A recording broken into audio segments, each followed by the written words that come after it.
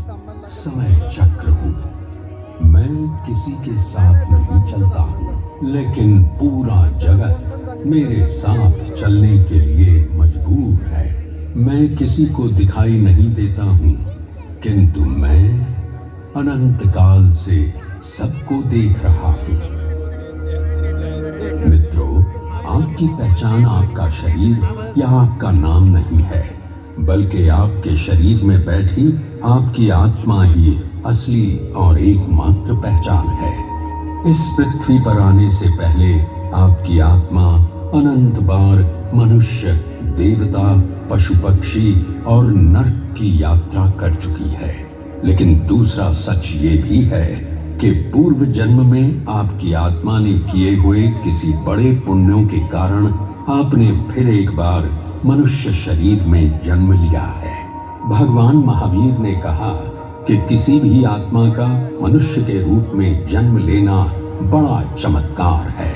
आज चैत्र शुक्ल त्रयोदशी का वही शुभ दिन है जब भगवान महावीर की आत्मा ने इसी भारत भूमि पर मनुष्य का जन्म प्राप्त करके अपनी आत्मा को परम आत्मा बनाया और विश्व को संदेश दिया, अप्पा सो परमप्पा, अर्थात कोई भी आत्मा परमात्मा बनने की योग्यता रखती है। वैसे ये कार्य आसान नहीं है, लेकिन कठिन भी नहीं। उन्होंने कहा, मैं भी कभी तुम्हारी ही तरह एक साधारण व्यक्ति था। मेरे भीतर भी काफी कमजोरियां थीं। मैंने भी कई बड़ी बड़ी गलतियां की थीं, लेकिन जैसे ही मुझे अपने भीतर की शक्तियों की पहचान हुई, तब मैंने अध्यात्म की राह चुनी। मित्रों, मैं आज आपको महावीर स्वामी के भगवान बनने का अतीत दिखलाने जा रहा हूँ। यदि आप उनके जीवन की उन घटनाओं से रूबरू होना चाहते हैं, तो थोड़ी देर पूरे जगत से अपना ध्यान हटाकर मेरे संग जुड़ने की कोशिश कीजिए। चलिए, आपको ले चलता हूँ करोड़ों वर्ष पीछे, जहाँ भगवान महावीर की आत्मा ने परमात्मा बनने के रास्ते पर अपना पहला कदम बढ़ाया। उनका पहला भव पृथ्वी लोक पर एक बहुत नेक दिल इंसान, साधारण मनुष्य, नाम है इनका नैसार। नैसार अपने जीवन में सुख से ज्यादा शांति की चाह रखते हैं। अपना जीवन चलाने के लिए उन्होंने बहुत ही सरल व्यापार चुना। जंगल में जो पेड़ सूख कर गिर जाते हैं, उनकी लकड़ियां कटवाकर वे अपने जनपद में बेचते हैं। ऐसे सादे जीवन में उनका एक महत्वपूर्ण प्रण था।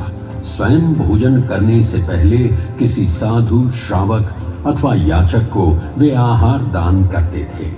ये नियम उन्होंने जीवन में कभी नहीं तोड़ा। एक दिन उनको राजकुल से लकड़ियों की व्यवस्था करने का संदेशा आया और नैसार स्वयं कुछ मजदूरों को लेकर एक सुनसान घने जंगल में पहुंचे और लकड़ियां इकट्ठा करने के कार्य पर लग गए। दोपहर होने पर उन्होंने भोजन के लिए छुट्टी लेने की सोची और अपने मजदूर साथियों से भी कहा।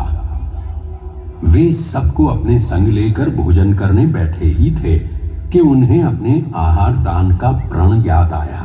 वे सोचने लगे, ये मजदूर तो मेरे कौटुंबिक सदस्य हैं। अब इस बियाबान जंगल में कौन आएगा और किसको बुलाएं? चिंता से बेचैन नैसार आंखें मूंदे बैठे थे।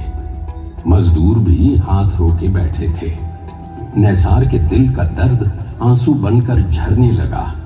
जैसे ही उन्होंने आंखें खोली, अचानक सामने से दो साधु आते दिखाई दिए। नैसार खुशी से झूम उठे और उन साधुओं के पास दौड़े चले गए। नैसार ने उनसे हाथ जोड़कर कहा, हे महात्माओं, क्या मैं इतना भाग्यवान हूं कि मेरे आहार दान के प्रण को पूरा करने हेतु आप इस भयानक जंगल में चले आए? साधु कहने लगे, महानुभाव, हम रास्ता भटकते हुए इस वन में पहुंच गए हैं। यदि तुम हमें इस वन से बाहर निकलने का मार्ग बता सको तो कृपा होगी। नैसार ने कहा, पहले आप मुझे आहार दान का लाभ दीजिए, फिर आप जहां जाना चाहेंगे वहां तक मैं आपको ले चलूंगा। साधुओं को आहार दान करवाकर नैसार उनके संग निकल पड़े। बड़ा बेमिसाल नजारा था। नैसार साधुओं को उस जंगल के बाहर निकलने का रास्ता बता रहे थे और साधु नैसार को संसार रूपी जंगल से बाहर निकलने का। साधुओं की बातों का नैसार पर ऐसा चमत्कार हुआ कि उनके हृदय में श्रद्धा और ज्ञान का दीपक जगमगा उठा। जैन दर्शन में इसे सम्यक दर्शन कहते हैं। सम्यक दर्शन किसी भी आत्मा की उन्नति की पहली पायदान होती है। भगवान महावीर की आत्मा ने नैसार के रूप में पहली पायदान पार कर ली। उनके जीवन की दृष्टि बदल गई।